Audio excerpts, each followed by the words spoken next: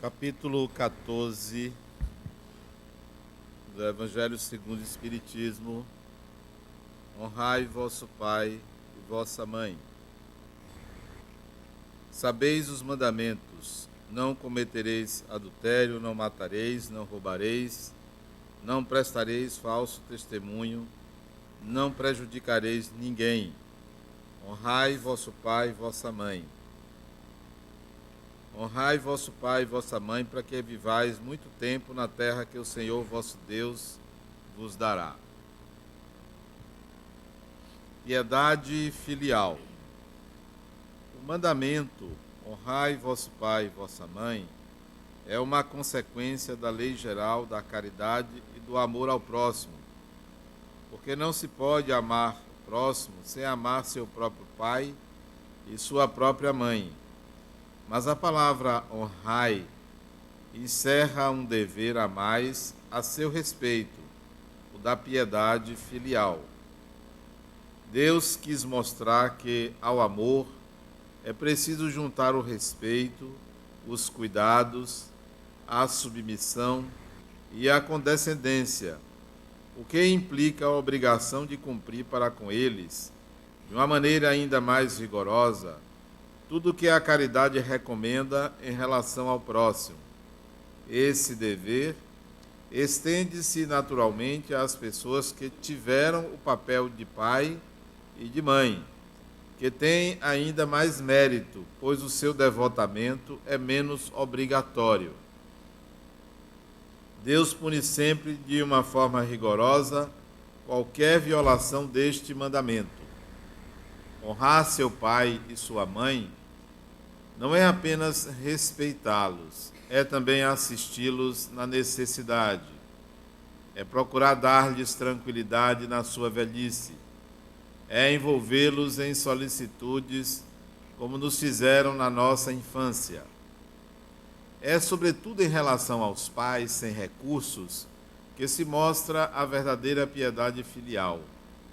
Cumprem este mandamento aqueles que creem fazer um grande esforço ao dar-lhes o estritamente necessário, para que não morram de fome, enquanto eles próprios não se privam de nada, ao relegá-los para o mais ínfimo cômodo da casa, para não os deixar na rua, enquanto para eles reserva o que há de melhor, de mais confortável? Felizes ainda quando não o fazem de má vontade, e quando não os obrigam a pagar o tempo que lhes resta viver, encarregando-os dos afazeres domésticos. Deverão ser então os pais velhos e fracos os criados dos filhos jovens e fortes? Será que a mãe deles negociou o seu leite quando estavam no berço? Contou as noites em claro quando estavam doentes, os passos dados para ir ao seu encontro sempre que precisaram? Não é apenas o estritamente necessário que os filhos devem a seus pais pobres. São também, tanto quanto possam, os pequenos mimos do supérfluo, as atenções, os cuidados delicados, que são apenas os juros do que receberam o pagamento de uma dívida sagrada. Só assim a piedade filial é aceita por Deus. Infeliz daquele que esquece o que deve aos que o sustentaram na sua fraqueza, que com a vida material lhe deram a vida moral, que muitas vezes se impuseram duras privações para assegurar o seu bem-estar. Infeliz do ingrato, porque será punido pela ingratidão e pelo abandono. Será atingido nas suas afeições mais caras, algumas vezes na vida presente, mas certamente numa outra existência, quando sofrerá o que fez os outros sofrerem. Alguns pais, é verdade, ignoram seus deveres e não são para os seus filhos o que deveriam ser, mas é a Deus que compete puni-los e não aos seus filhos. Não cabe a estes censurá-los, porque talvez eles próprios tenham merecido que assim fosse.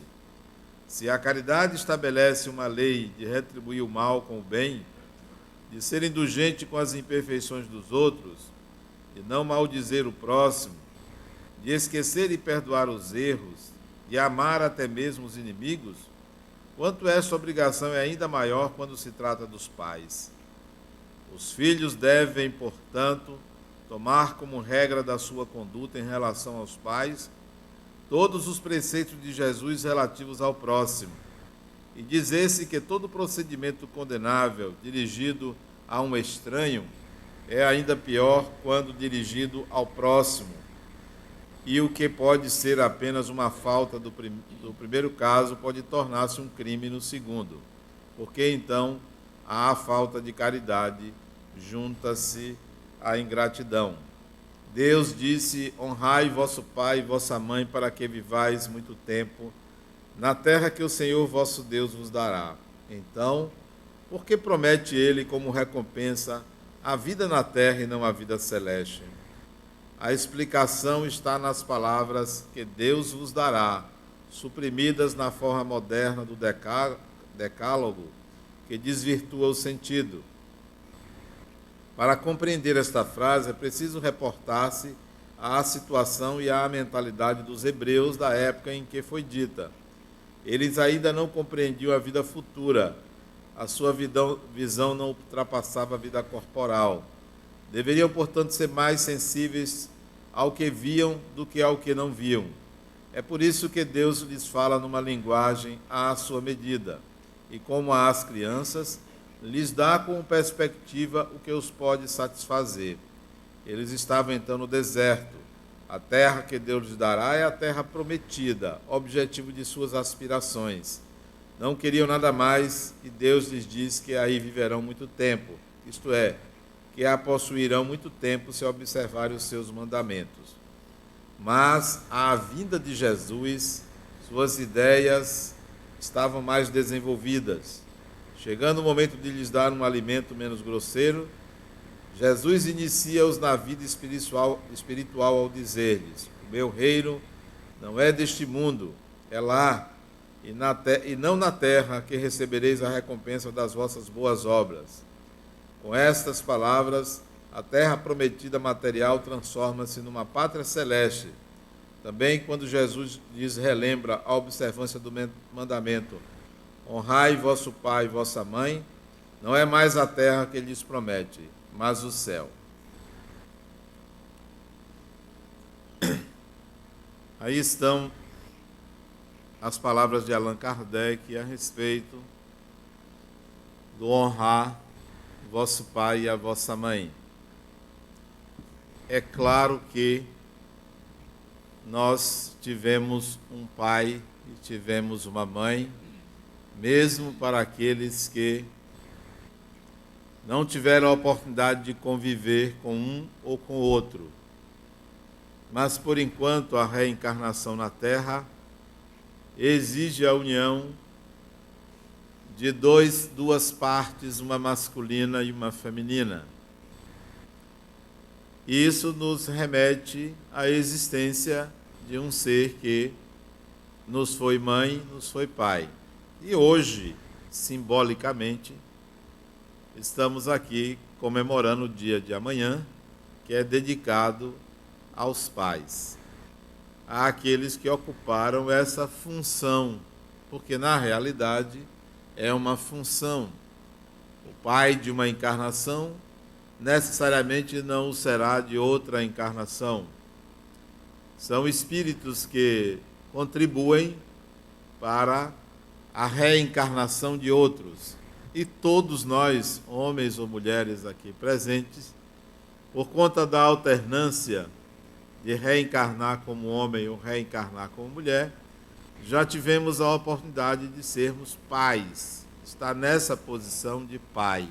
Então sabemos o que é isto. E acho importante também a gente assinalar o que significa, do ponto de vista psicológico, ser pai. Essa função é uma função que impulsiona o espírito para vencer desafios no mundo. Muitas pessoas que têm dificuldades de vencer os desafios do mundo, principalmente dificuldades profissionais, advém de alguma dificuldade e problema na função paterna, não necessariamente numa relação com o pai biológico ou com o pai, figura humana, mas com a função psíquica paterna dentro de si mesmo. E seria de bom alvitre quem tem dificuldades profissionais se reaproximar, se possível, do pai biológico. Quando eu digo isto, sei que é quase impossível para aqueles mais velhos se aproximarem do pai, porque eles já desencarnaram, porque eles já foram, não tem mais essa oportunidade. Mas pode substituir essa figura por outras pessoas que podem ter tido a mesma função na vida deles.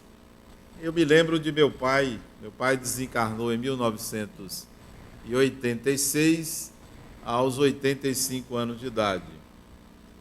E a imagem mais antiga que eu tenho de meu pai, eu devia ter 4 anos de idade, uma criança, a imagem mais antiga que eu tenho dele, é ele me ensinando matemática, eu com 4 anos de idade, ele me ensinando a contar, a somar números, com uma pequena cadernetinha, uma chamada tabuada, e ele deitado na cama comigo, me ensinando, eu era uma criancinha, e ali eu tomei gosto pela matemática.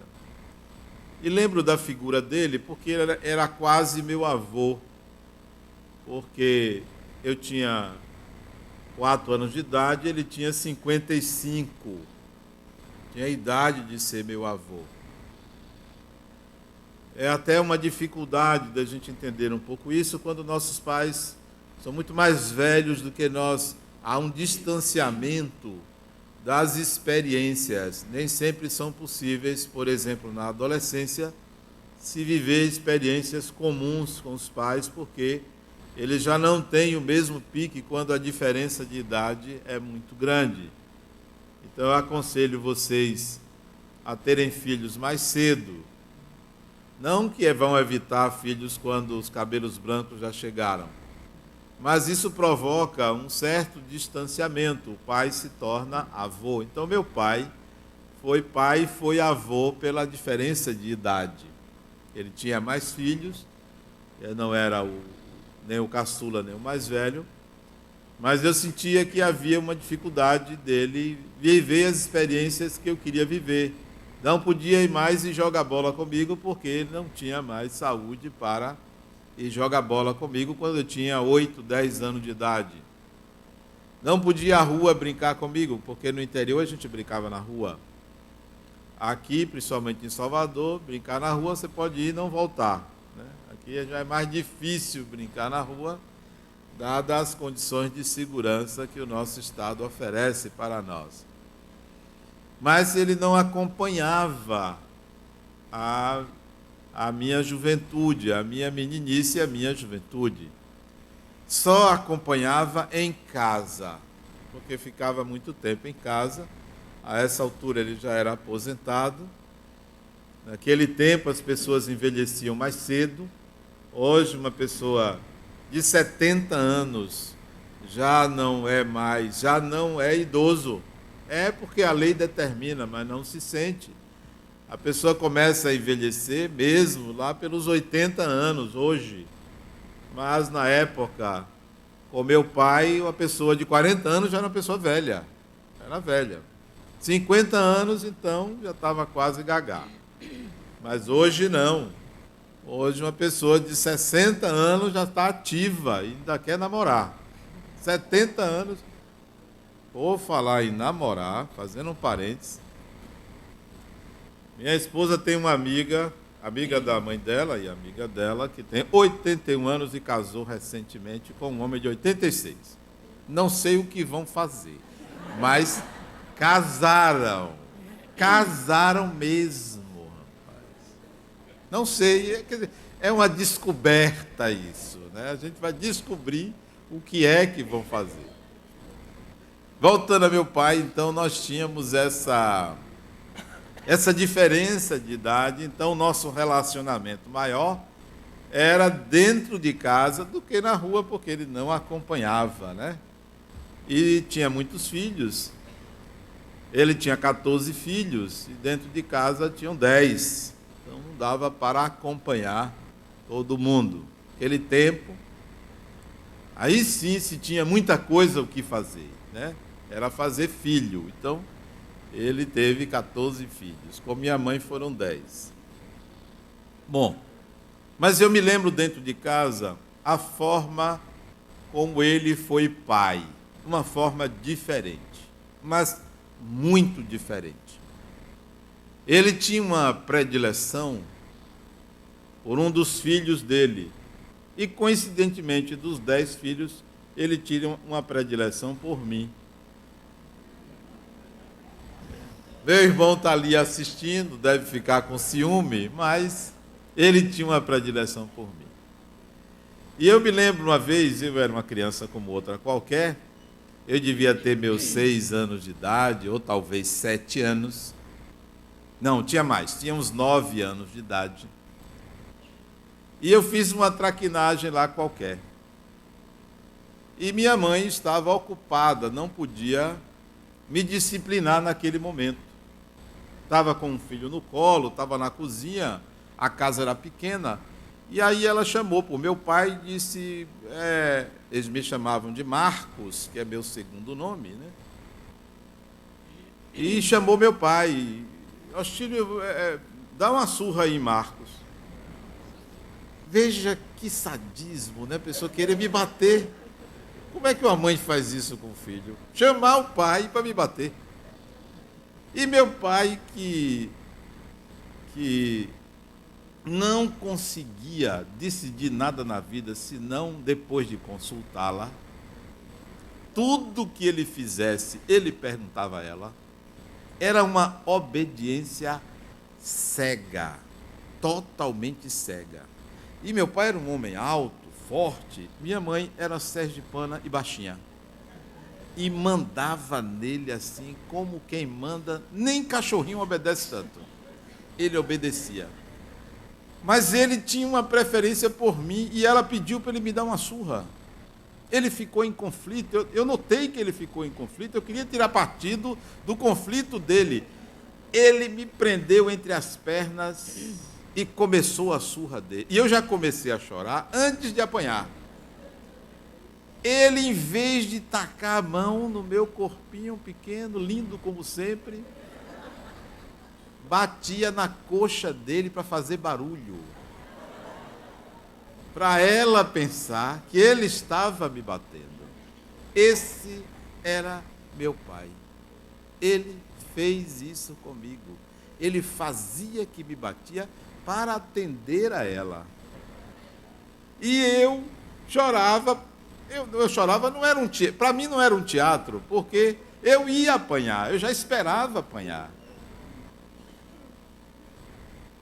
A coisa era tão séria entre meu pai e eu, era entre ele e eu, não entre eu e ele, era tão séria, que ele fazia diferente. Ele me tomava a bênção todos os dias. Que tal?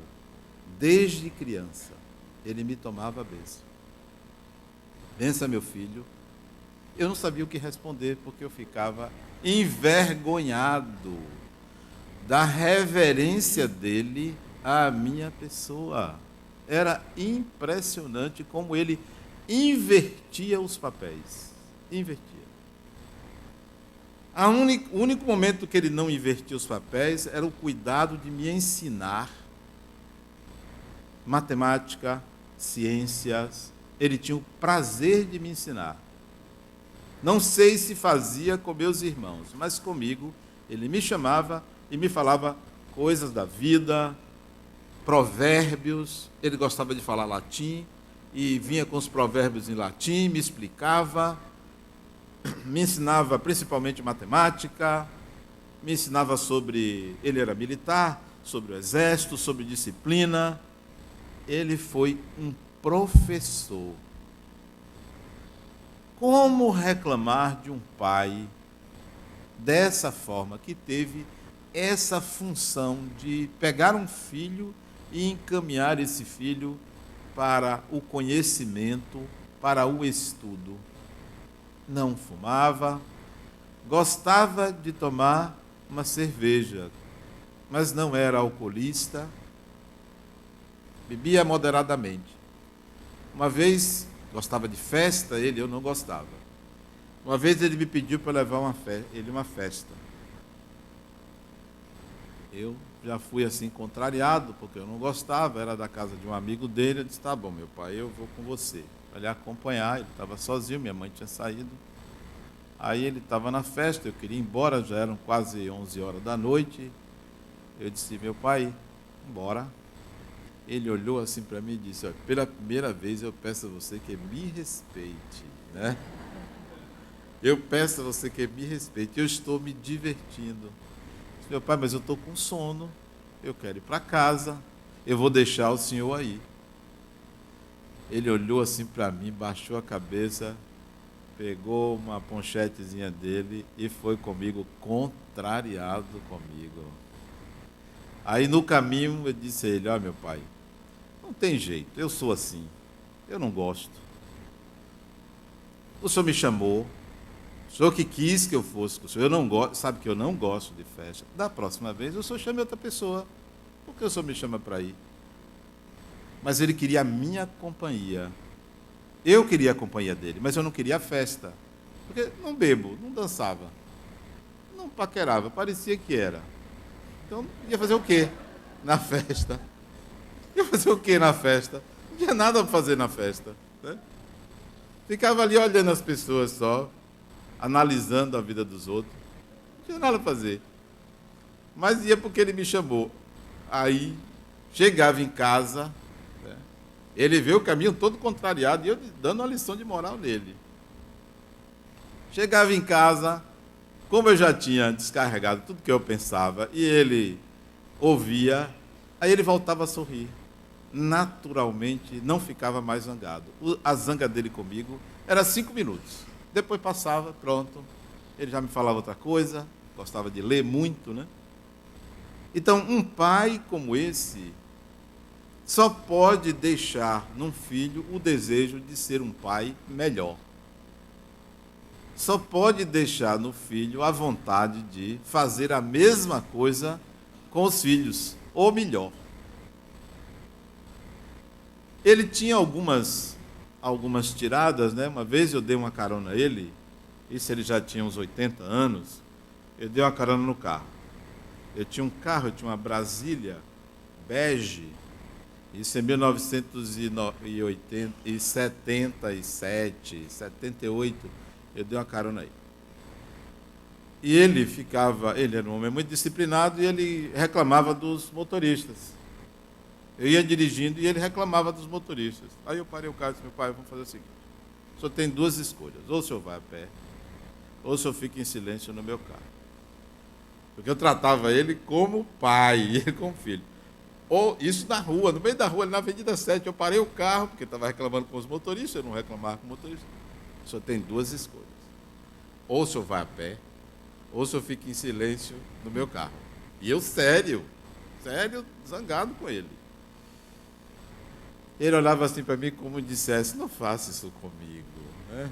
Não me trate dessa forma, né? E eu jogando duro com ele. Aí ele ficava em silêncio. Tá bom, bora. Aí ele ficava em silêncio. Mas de vez em quando ele tinha um impulso, eu olhava para ele: olha o que eu falei. Era uma relação interessantíssima que nós tínhamos. Assim, invertida de pai e filho. E ele fazia isso com a maior naturalidade e boa vontade com o filho dele. Então, esse foi o meu pai, a quem eu reverenciarei sempre ter tido a oportunidade numa encarnação de um espírito me favorecer dessa forma, me oportunizar a viver uma experiência dessa maneira. Embora fosse militar, mas ele nunca me fez um corretivo, nunca me bateu, desde criança, nunca me bateu, e quando chamava a atenção a mim, chamava com cuidado. Mesmo sendo um homem extremamente rígido e militar, ele tinha um cuidado muito grande comigo. Só pode ser merecimento, né, dele. Mereceu ter um bom filho, né? Merecimento muito grande. Ele mereceu isso. Tanto é que há alguns anos depois que ele desencarnou, ele me mandou uma carta através de Medrado, meu amigo Medrado. Ele mandou uma carta para mim, uma mensagem para mim, onde a frase mais significativa que ele colocou nessa carta, a essa época eu não conhecia Medrado, isso tem muitos anos. A carta foi recebida quando Medrado foi fazer uma palestra na cidade de Jaguaquara, e lá ele recebeu uma psicografia e meu pai mandava um recado para mim. E na carta tinha algumas coisas que ele dizia para mim, e ele botou assim: meu filho, para você que é espírita, eu só desejo uma coisa: trabalhe. Isso era meu pai. Trabalhe. Porque ele sempre me dizia isso: ó, meu filho, você tem que trabalhar. Você tem que ser um bom homem, você tem que ter uma boa profissão, você tem que ganhar seu dinheiro, você tem que ter sua casa, sua família. E para isso você tem que trabalhar. Só que agora o recado de trabalhar era trabalhar no campo espiritual. Eu imagino aquelas pessoas que tiveram pai alcoolista. Eu imagino aquelas pessoas que tiveram pai agressivo.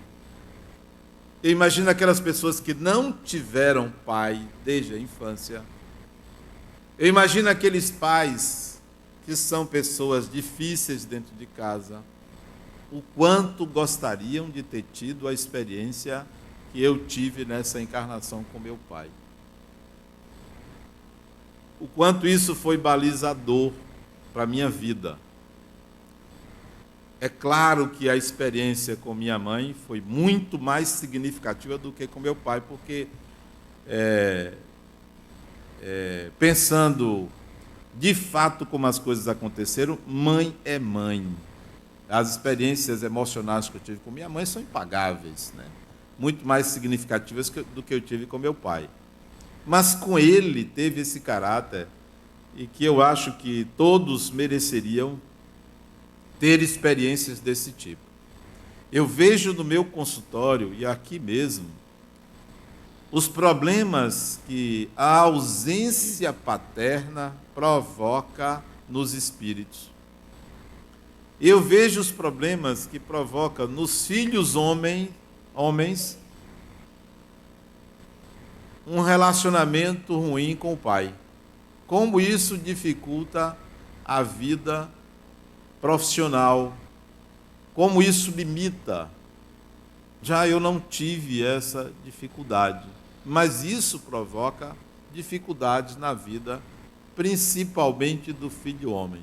Da filha mulher, nem tanto, porque as mulheres são mais preparadas para os embates emocionais, têm mais traquejo, têm mais facilidade de debulhar as próprias emoções. E os homens, por serem mais rudes, têm mais dificuldade de lidar com isso. E isso repercute muito mais negativamente na vida do filho homem do que na filha mulher. Então, quando eu percebo, quando eu vejo, quando me falam da dificuldade profissional, só me remete a perguntar: e seu pai? Como foi sua relação com seu pai? Como é sua relação com seu pai? Quando é na filha mulher a relação difícil com o pai, e quando a filha mulher assiste um relacionamento ruim entre o pai e a mãe, isso vai repercutir no casamento dela, na relação dela com os homens. Porque o modelo é o modelo que ela vê de relação entre o pai e a mãe dela.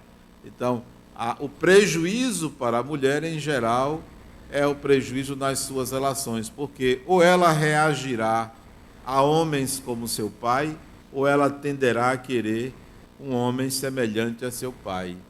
Isso é inconsciente, razão pela qual nós devemos fazer uma diferença que é importantíssima entre o pai e a pessoa. Tanto quanto a mãe e a pessoa. Será possível você distinguir o seu pai, aquele que lhe criou, seja adotivo ou não, e a pessoa que ele é, enxergá-lo como um ser humano, sem a função paterna, tentando entrar no seu mundo e compreender as suas ações? Se você conseguir isso, você retira todo o peso que recai sobre você a personalidade de seu pai. Desde cedo eu via que meu pai era uma pessoa e a pessoa que ele era para os outros era outra. Porque ele, como pai, a mim, não se mostrava na pessoa que ele era. Era sempre o pai bondoso, compreensivo, amigo e, algumas vezes, obediente. Mas para os outros, ele mostrava a pessoa que ele era. Disciplinador, organizado, tinha os limites nas relações dele, mas comigo ele só se mostrava o pai. Então eu via a pessoa e o pai, o que se tornava mais fácil se relacionar. Quem cobra muito ao pai sem enxergar a pessoa, vai afetar a sua função paterna. Quem exige do pai um comportamento padrão, como se a pessoa tivesse a experiência total e o cuidado de ser pai, 100% e ótimo para ela, vai ter dificuldades, porque não enxerga a pessoa. O ser humano não entra numa escola de pais para ser pai. O que deveria existir? Se vai ser pai, se matricule ali e faça uma faculdade. Primeiro, não, as pessoas atropelam. Tem gente que é pai aos 14 anos de idade, 15 anos de idade, não tem a menor experiência, nem em outras encarnações, porque antigamente, se hoje você não entra numa escola de pais, no passado não se entrava numa escola de pais, se vivia a partir da ideia coletiva de que eu mando e você me obedece. Isso é o que estava em voga. Hoje já não pode ser assim. Nós não podemos admitir que um pai seja assim hoje com seus filhos. Primeiro que eles já sabem mais do que a gente. Já sabem. Está aí os meios. Deus hoje se apresenta no formato chamado internet. É Deus, porque sabe tudo. Você entra ali, sabe tudo, é Deus. Aperta um botão, tem a resposta. É Deus. Então, você tem que ter uma relação com seus filhos diferenciada, de parceria, de conciliação, de diálogo, porque você hoje literalmente está lidando com espíritos, não mais com crianças. Não mais com crianças. Uma criança hoje de 8 anos de idade tem opinião própria. 8 anos, tem opinião própria. Às vezes menos, tem opinião própria. O espírito já tem a oportunidade de se revelar quem ele é, porque os estímulos são muito grandes para lembrar ele do seu saber. Antigamente você não tinha isso. As crianças eram tapadinhas, ali, obedientes, né? Medrosas. Não, hoje você já tem até estatuto da criança. Você já tem leis que garantem direitos. Hoje um juiz pergunta à criança, você quer ficar com quem? Com o pai ou com a mãe? A criança já tem direito a decidir. Há tempos atrás, no meu tempo, direito de quê? Direito de ficar calado. E olha lá, obrigado, ficar calado. Então, a relação hoje, pais e filhos, é uma relação mais madura, que exige dos pais um outro lugar. sair do pedestal, descer e se nivelar com outro ser. Se você exige que seu pai saiba tudo sobre essa função, você vai ter problemas.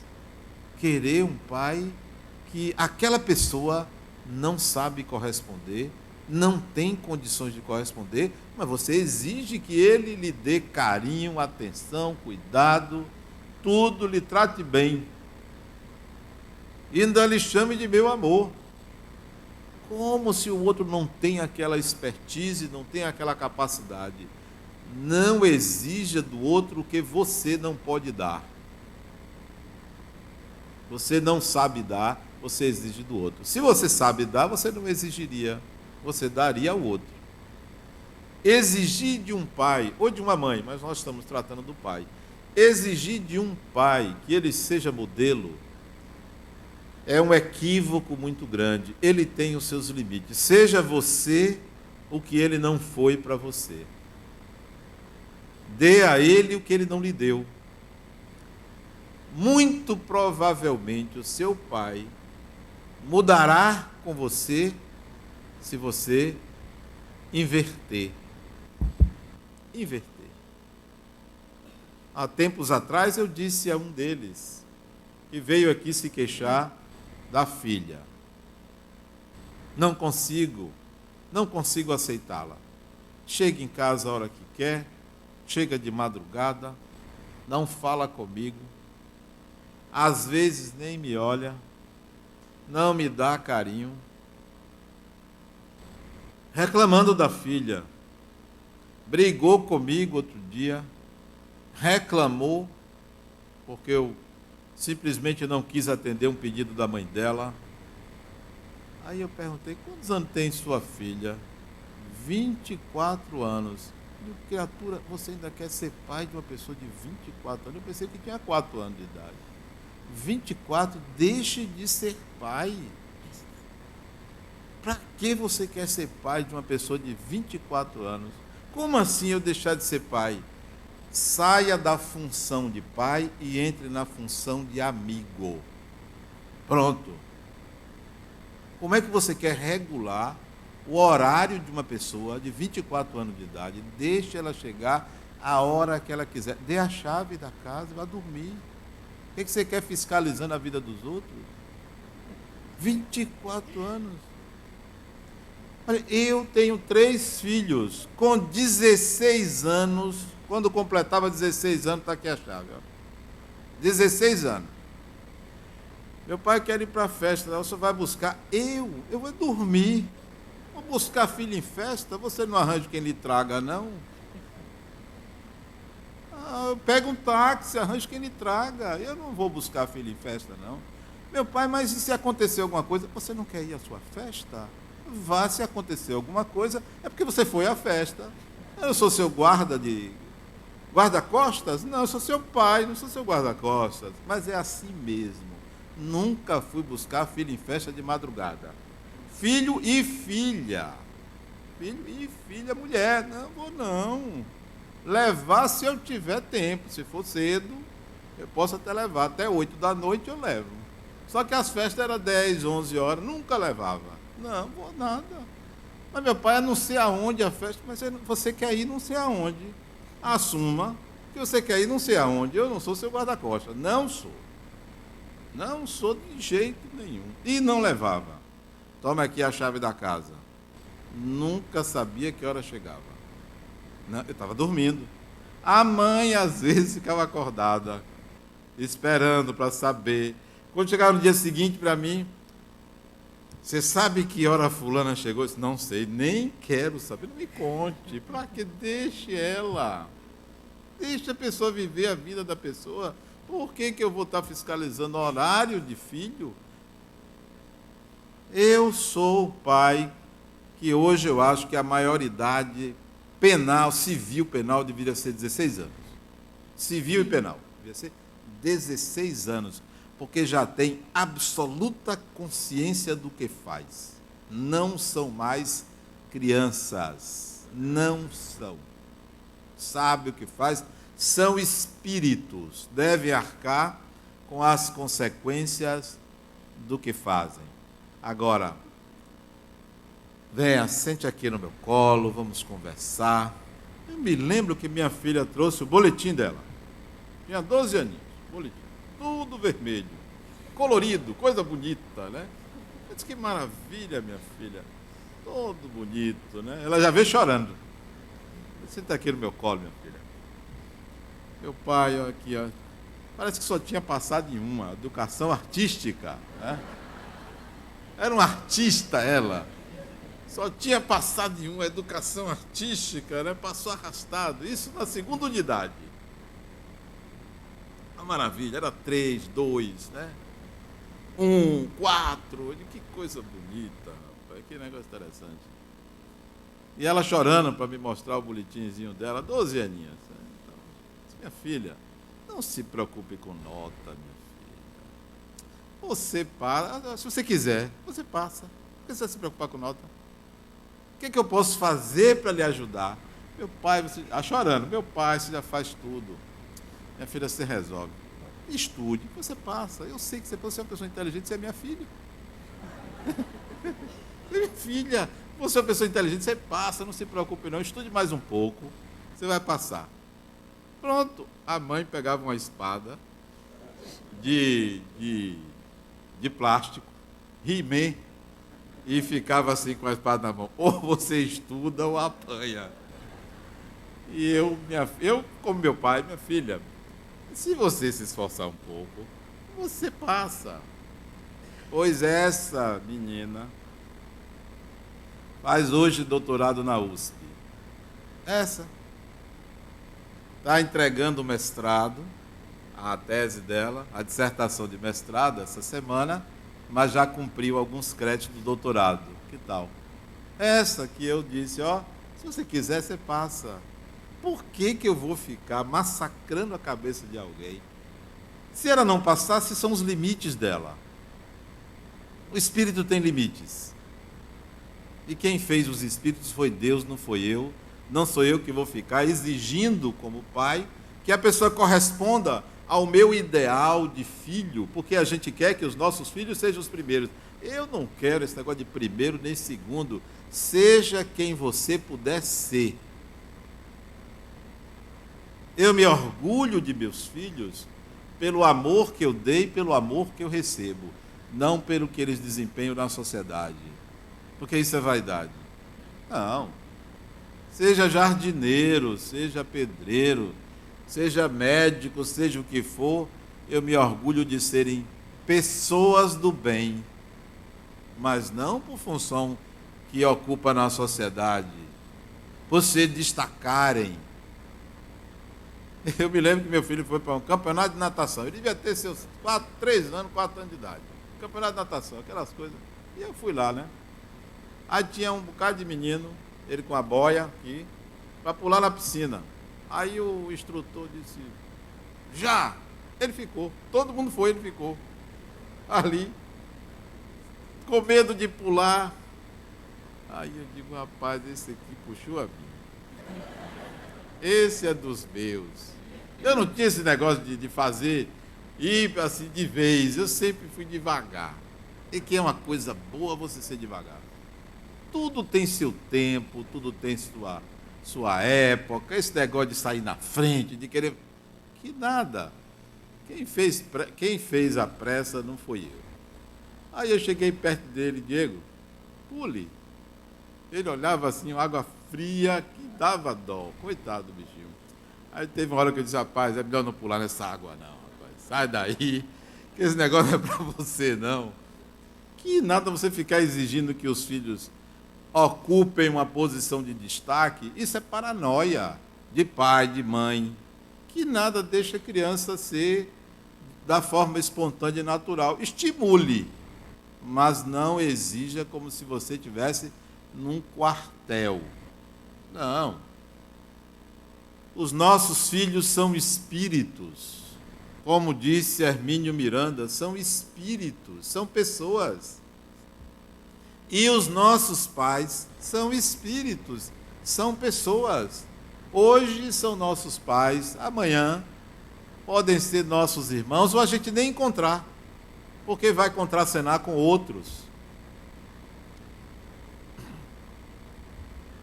É interessante que o Evangelho nos fala de honrar pai e mãe. Não fala, ame o seu pai e a sua mãe. Não nos pede que ame, mas que honre.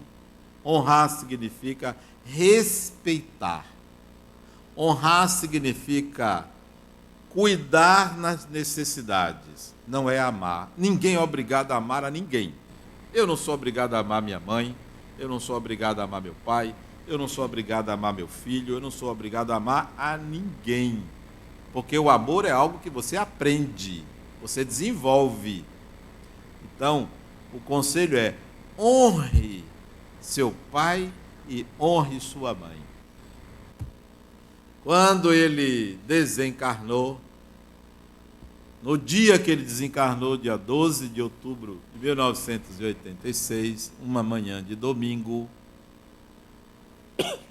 eu fui à casa dele, com aquele irmão que está ali sentado, um irmão muito querido, gosto muito dele, mas acho que ele gosta mais de mim do que eu gosto dele. Não é difícil, né? Não é difícil. Nós dois, não sei se ele se lembra, vestimos o corpo de meu pai. Na cama, o corpo já estava aparentando o estado cadavérico, ele tinha desencarnado cedo, na manhã de domingo. E nós dois fomos vestir o corpo para algum momento depois ser colocado no caixão. E nós dois cantamos uma música no momento em que ele deixava o corpo. Uma música, meu pai era muito romântico, meu pai era um galanteador, ele adorava as mulheres, tinha uma paixão pelas mulheres. Era incrível, por isso que ele teve algumas. Ele teve filhos com a primeira mulher, depois teve filhos com a segunda mulher e teve filhos com minha mãe. Se teve outros, eu não sei com outras, mas é possível, porque ele era muito galanteador. E ele gostava muito de Roberto Carlos. Então, no momento da desencarnação dele, nós cantamos, eu e aquele irmão, uma música de Roberto Carlos para homenageá-lo. E quando fomos ao cemitério Jardim da Saudade, no enterro, durante o enterro, cantamos outras músicas em agradecimento à oportunidade de ter convivido com uma pessoa formidável que ele era e é. Não por ter sido pai, pela pessoa que ele era, pelo espírito. Então, aconselho vocês a enxergarem naquela pessoa que ocupa aquela função as virtudes, compreenderem as dificuldades, entenderem que estamos todos aprendendo a exercer funções que exigem de nós experiências que não tivemos, que exigem de nós demonstrações afetivas, que é difícil, principalmente para o homem. Antigamente era muito difícil a demonstração afetiva. Então, compreender os erros de nossos pais, principalmente do pai, os equívocos, as dificuldades daquele espírito, porque um dia nós vamos inverter essa posição e vamos ver como é também difícil educar, amar alguém, orientar, sair do lugar de autoridade, que é preciso deixar esse lugar de autoridade perante os nossos filhos para sermos parceiros, companheiros, amigos. E quero também registrar, principalmente pela presença, um amigo que fez parte dessa casa e ainda faz, desencarnado, chamado Elísio. Interessante que Elísio me tratava com uma reverência muito grande. Elísio, ele dirigia esse trabalho. E ele me tratava com uma reverência muito grande. E eu dizia, poxa, eu o respeito mais do que ele me respeita. E ele me respeitava. Mas eu tinha reverência a ele pela seriedade com que ele conduzia esse trabalho. pela forma com que ele me tratava, como um amigo, com respeito, porque eu dirigia o centro e ele parece que tinha um senso de hierarquia muito grande.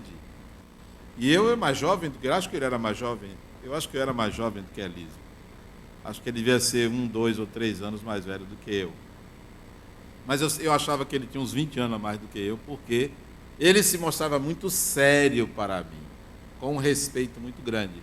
E ele me lembrava a figura de meu pai, embora não tivesse idade de ser meu pai, pela seriedade com que ele tratava as questões comigo. Então, nesse Dia dos Pais, eu quero também prestar homenagem, não porque a família dele está aqui, mas porque sempre nos Dias dos Pais eu me lembro dele. Porque eu que faço a palestra e me lembro da forma séria com que ele dirigia esse trabalho e a reverência que ele tinha a mim como um amigo, um conselheiro. E ele retornou à pátria espiritual, já tem quantos anos? 3 anos? 3 anos que ele retornou à pátria espiritual, mas está presente hoje, está em nossa casa, é trabalhador. E isso é que é bom, os espíritos, nós, seres humanos, desencarnamos e continuamos os laços afetivos, fortalecendo a amizade, porque geralmente nos reencontramos, voltamos, vamos nos relacionar de novo. Muito mais importante do que ser pai ou ser mãe é ser amigo daquele espírito. Se você é pai, se você é mãe, ou se você tem pai ou tem mãe, aproveite para fortalecer uma relação de amizade. É mais importante do que a função paterno-materna. É a amizade, porque essa perdura, essa permanece, porque quando seu pai desencarna, sua mãe desencarna, um filho desencarna, aquela relação desaparece, a relação de pai ou de filho, mas o sentimento permanece.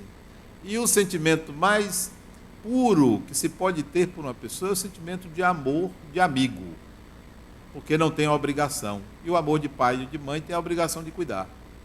E o de amigo, não, é livre. Então, fortaleçam a relação de amizade com seus entes queridos, ou irmãos, ou pais, ou filhos, porque a amizade perdura e vai fortalecer o surgimento do sentimento de amor. Muita paz.